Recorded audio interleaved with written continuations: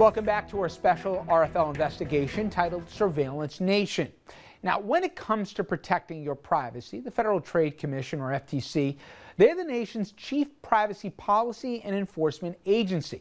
Now, the agency's been after the internet search giant Google since back in 2010, accusing the company of using deceptive privacy practices. And joining us now from the Federal Trade Commission is Deborah Marone. She has served since 2003, first as an attorney advisor to the commission. Her expertise is in consumer issues, including privacy. Deborah, thank you very much for joining us. I appreciate it. You're welcome, Richard. Do you think the average consumer would be shocked at how much of their personal information is unwittingly to them being shared with folks that they had no idea were ever putting their eyes on it? Consumers vary so much now, Richard. So you have consumers who freely share everything they're doing, where they are, what they like, what they're eating, what their thoughts are. And then you have more conservative consumers who really are very private individuals. But consumers should be aware that if they put a lot of information on the internet and think that it's just a couple people that are looking at it, a lot more could possibly be looking at it. So they really should.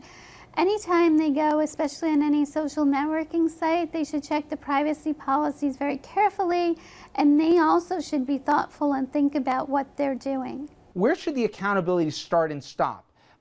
Is it if there's a good faith effort on these search engines, that's enough? Or should the consumer really have to be that much more vigilant? Why is it their job? We have learned that sometimes data that's considered anonymous is not necessarily anonymous, especially if it's aggregated or aggregated about a specific individual. So one thing that we've done is tried to study the issue further and encourage companies and academics to do that as well, to determine what's really happening with this data. Let me just pick up on that, because throughout the interview you've mentioned that you've advocated, you've encouraged, you suggested, and some companies are already doing this. They've taken that to heart, but others are only going to do it if they're mandated, and that has to come from Congress. What has the willingness been of Congress to take this as seriously as I know your department does, but also to actually act on it?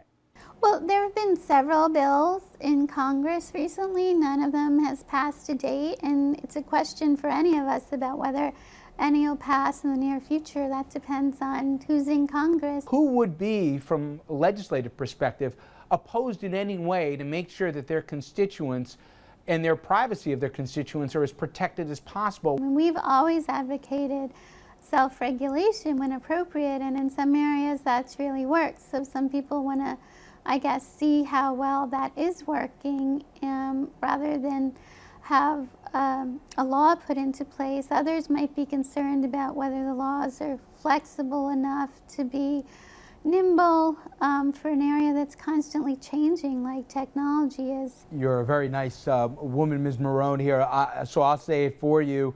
Or I'll speak for myself, I should say, to suggest that industry will always self-regulate itself and that the consumer will be put first before profit, I think may be naive on some folks' parts. But anyway, my final question is, Google faced a fine, in fact, that you guys were very involved in, I believe in excess of $22 million. Was that substantial enough in your eyes to send a real message? I think anybody thinks that $22.5 million is a lot of money. And that's the highest civil penalty that we have ever obtained in any type of action. It's a really substantial message to the industry. Hey, Deborah Marone, I appreciate a few minutes. Thank you so much. Thank you. We're going to take a quick break now, but when we come back, we tell you why the nation's biggest police force may be spying on people they're sworn to serve and to protect. More to come right after this.